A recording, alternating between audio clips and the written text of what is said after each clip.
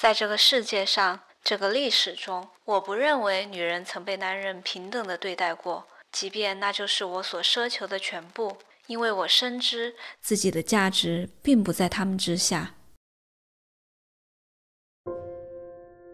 1872年，印象派荣誉领袖马奈掏出了一幅极其前卫的肖像画，阔绰的笔触勾勒出女孩冷静且深邃的面容。她一袭黑衣，再加上纱幔包裹的礼帽和若隐若现的蓝色胸花，一种优雅的法式哀悼感油然而生。与马奈其他的大部分作品一样，这幅画也受到了严厉的批判。评论家们认为他的笔触过于粗犷，缺乏细腻的修饰，女孩的形象也过于直白，不够柔美与典雅。与马奈其他的大部分作品一样，这幅画也在后来被尊为了跨时代级别的肖像。个性化的表达、现代化的呈现、主体化的女性形象等等高尚的赞扬不断叠加。我觉得很可惜，因为几乎没有人提到过关于画中这个女孩的故事，而那个故事并不比马奈的差。他叫贝尔特·莫里索，1841年出生于法国布尔日的一个非常富有的家庭。莫里索的父亲是个高级政府官员，还记得巴黎城市规划那期视频的主角豪斯曼吗？两人差不多同级。而他的母亲是洛可可头牌画师弗拉戈纳尔的侄孙。这个名字可能有些许陌生，但我一旦拿出这幅画，请把这下看懂了打在屏幕上。那么对于这样一个家庭来说，孩子们到底学什么比较好呢？好难猜啊。这里并没有反转，莫里索和他的两个姐姐接受的都是非常专业的学院派艺术教育，而且由于那时候法国国立高等美术学院不收女性，老莫里索是直接把老师请来家里的。从这幅学院味儿非常浓的叫做水边的早期作品可以看出来，莫里索绝对算是有天赋的，人体的形态抓得不错，水中小倒影的细节也很漂亮。1864年，年仅23岁的莫里索就进入了著名的巴黎沙龙展。我翻了一下当年的目录啊，他有2幅作品得到了收录，回忆奥伊河畔景致和奥维尔的古道。但我强烈怀疑这里有走后门的嫌疑，因为这2幅作品其实蛮普通的，而且完全不契合沙龙的审美，尤其是奥维尔的古道。其次，目录上紧跟在莫里索名字后面的就是他2位老师的名字，这种感觉就像是你去做答辩的时候，第一句都要说大家好，我是谢老师的学生。细心的朋友应该还发现了，下面这儿还有个莫里索，他就是其中一位姐姐埃德玛·莫里索，也有2幅作品得到了收录，也标注了2位老师的名字。从1864到1873这几年，莫里索年年都有作品进入沙龙，且全都是一些并不算太优秀、篇幅也不大、叙事也不强的小品。对不起，有钱就是可以这么为所欲为，隔壁被连拒的莫奈都羡慕哭了。倒是莫里索那敏锐且独特的视角，在这些早期的作品中已经出现端倪，比如被1870年沙龙展收录的这幅《母亲与姐姐》，画面中莫里索的母亲正专注地阅读着一本书，她的姐姐则坐在一旁，眼神略显放空，似乎有些感到无聊。除了贵气优雅的装饰之外，这个场景还挺普通的，普通到我们甚至都忘了它其实并不多见。可以回想一下那个时代最具代表性的一些作品 ，AKA 那些男性艺术家的作品，有青春洋溢的舞会，有刚刚翻新的城市，有自然的风光，有一切的新颖、小资、情色、黑暗等等等等。我把这些作品统称为朋友圈式的作品，他们确实很美、很震撼，也很能够代表一个社会的面貌。唯一的问题在于，他们并非真实的生活。反观莫里索这幅画，他显然并没有特别关心社会上那些林林总总和日新月异。毕竟，无论时代的叙事再怎么宏大，降临到个人头上也福祸未知。1870年的沙龙展是在5月份举办的，而仅仅2个月之后，那场葬送法兰西第二帝国的战争就会打响。此时的拿破仑三世正四处游走，鼓动氛围，发誓要亲手把俾斯麦内老贼擒于马下，以振先皇之余烈。要是真有时光机穿越回去，估计到处都能听到喝醉的男人们在高声发表自己对于欧洲局势的分析。但就是在这样的大环境之下，莫里索向沙龙递交了一幅稀松到甚至有些无聊，但无疑非常真实的非朋友圈式的日常。老天爷，这简直太纯粹了！要知道，男人们是看不见这样的场景的。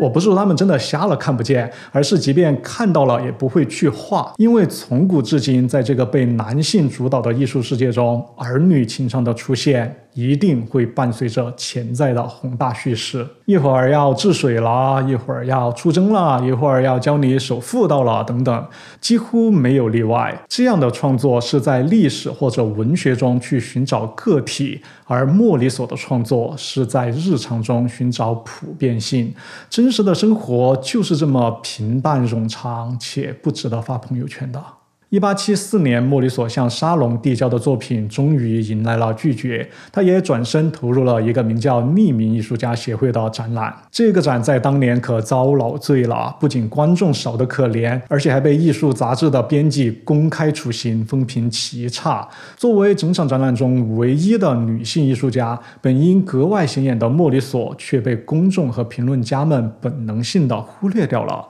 虽然他在协会内部确实收到了不少称赞，但也就到此为止了。即便是好多年之后，这场展览的辈分被超级加倍成了第一次印象主义展览时，也鲜少有人会提及其中这位名叫莫里索的女性艺术家。1874年底，莫里索结婚了，新郎是马奈，但不是那位马奈，而是那位马奈的弟弟欧仁马奈。这里咱们姑且用大马和小马来区分他们。其实莫里索早在1868年就结识了大马，两人也遵循着艺术史的固有传统传出了一些绯闻，证据无非是一些所谓频繁的交流和暧昧的肖像画。和小马结婚之后，本以为流言会不攻自破，但没想到大家又打开了音响。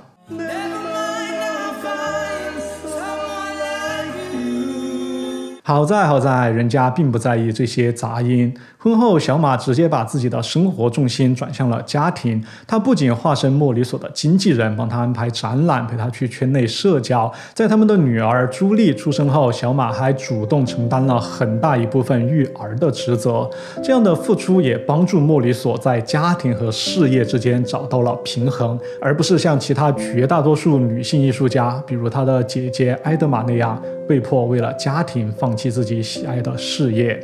于是并不意外的，莫里索和印象主义的关联越来越紧密。总共8次印象主义展览中，莫里索仅仅缺席了1879年那一场，因为1878年底他女儿刚出生，而且那时印象主义内部也有些小扯皮。耐心耕耘之下，莫里索终于逐渐收获了一些认可，虽然这份认可和他的付出完全不成正比。那么到现在有2个小问题，不知道你们有没有注意到。首先，莫里索在婚后并没有随夫姓，他一直是在用自己的本名出现在公众的视野中，发表作品、参加展览等等。虽然法律确实没有要求婚后改姓，但这么做也难免会落人口舌。一个已婚妇女天天在外面跟一群男的厮混还不随夫姓，简直有伤我们法兰西100年来的礼法呀。莫里索当然清楚这些，他之所以这么做，无非是为了争一口气，证明自己既不是马奈这个姓氏的附庸，也无需卑微地隐藏在化名背后，而是一个刚正且独立且完整且有魅力的个体。其次，你说这莫里索和小马也没个正经工作，画也很少能够卖出去，两人是靠啥生活的呀？这个问题的答案前面其实已经讲过一半了，那就是莫里索的家里比较有钱。至于另一半，你说巧不巧，小马也是个富二代，他家老马是大法官，所以两人凑一块完全不用担心财务方面的问题。讲了这么多，那莫里索的作品本身究竟如何呢？个人来讲，我喜欢他的作品要胜过马奈、雷诺阿、希斯莱，甚至可能德加。没错，他就是这么迷人。10年，莫里索的作品几乎没有被关注过，极少数的一些评价和谈论也都只能用肤浅来形容，而且无一例外全是作为其他印象主义画家的陪衬。进入20世纪之后，莫里索由于他的女性身份逐渐引起了艺术史学家们的注意，但每每提到他的作品，总是离不开女性化这个词。他的魅力，他的笔触，他的视角，甚至是他的存在，通通需要被加上这个别扭的定语。这不是褒奖，这是赤裸裸的歧视，而且是一种从高傲内心中自然而然地流淌出来的歧视，就有点像那种长辈夸人，找老婆就得找小美这样的，能干，家里大事小事都管得井井有条，孩子也带得好。莫里索的作品其实是很硬朗、很潇洒的，比如这幅1879年的《夏日》是他中期的代表作之一。画中描绘了2位女士在公园游玩的场景，近处有鸭子在碧波中荡漾，远处有赛马在树林间奔跑，整个画面呈现出一种由静向动的过渡。这种曲折的线条是莫里索标志性的笔触，其他艺术家可能只会在画水的时候用一用，但莫里索是在画所有东西时都会用。不过这幅画中最吸引我的并不是这些，而是莫里索对于画布边缘的处理，他并没有试图去填满画布。学院派的艺术家们讲究避免一切可能会干预画面观感的元素，他们甚至会在作品中隐藏起自己的笔触，而随着笔触被一同隐藏掉的是艺术家的痕迹。印象主义的作品则反之，用极其明显的笔触来强调艺术家在一件作品中的存在，而莫里索把这一份强调又拔高了一层。他在夏日中的处理可能还处在一种不太自觉的阶段，但随着自身的成长，莫里索的视野和胆魄也在发生着转变。5年后的《朱莉与育儿嫂》中，已经可以看到非常明显且刻意的留白了。这样的画面丝毫不存在那些所谓的关于女性化的刻板印象，恰恰相反，莫里索甚至要比同期那些以打破传统桎梏而声名鹊起的男性艺术家们更加前卫和激进。我在上期关于塞尚的视频中就仔细分析过了，这样的留白并非未完成，而是一种主动的选择。当然，这样的留白和中国化的留白也不一样，因为莫里索不是在用这些留白来体现构图的品味，或是达到某种大道至简的观感。他的目的要单纯得多，那就是直白地向观众们展示，这是一幅画，是人为构建的图像，也是我正在完成的作品。这些作品和多年之后那个被尊为现代主义之父的塞尚产生了某种神奇的共鸣，因为他们都让我们看到了绘画的过程，那些或丰满或潦草的笔触，或豪爽或迟疑的痕迹，都被完整地保留在了画布上，进而形成了一种极具张力也非常值得玩味的画面。它既可以在第一眼抓住我们的注意，也具备让我们持续看下去的能力。每一块颜料，每一缕笔触，每一片涂抹，都在呐喊着艺术家的存在，都在投射着莫里索的魅力。只可惜这份魅力消散得太快。1892年，小马因病去世，2年后，莫里索也因为肺炎离世，年仅54岁。印象派内部为他举办了盛大的回顾展，但关于莫里索的故事也戛然而止了。很悲哀，由于性别原因，他在当年并没有得到应有的重视。但更悲哀的是，时至今日，此时此刻，他依旧由于性别原因，成为了印象主义中最被大家所遗忘的名字。这个世界就是这么不公平，有时候你拼尽全力试图去争取某些东西，到头来却会因为一个极其微不足道的原因而一败涂地。所以虽然这个视频最终可能也就几万人看到，但我真心的希望你们从此能够记住，印象主义中有位艺术大师叫做贝尔特·莫里索。最后我想说，历史本身就是由大部分的平淡和少量的经验构成的，所以无论是男性画家还是诸如莫里索这样的女性画家的作品，其实都只能算是碎片，因为只有当它们合在一起的时候，才能够代表一个时代的真实。我在思考了很久之后，得出了一个你可能并不会太喜欢的结论，那就是真正让我感到遗憾的，其实并非男女艺术家比例的失衡，这诚然是一个问题，但其中牵扯到太多太杂的因素，表象之下的波涛汹涌，我并不想去涉及。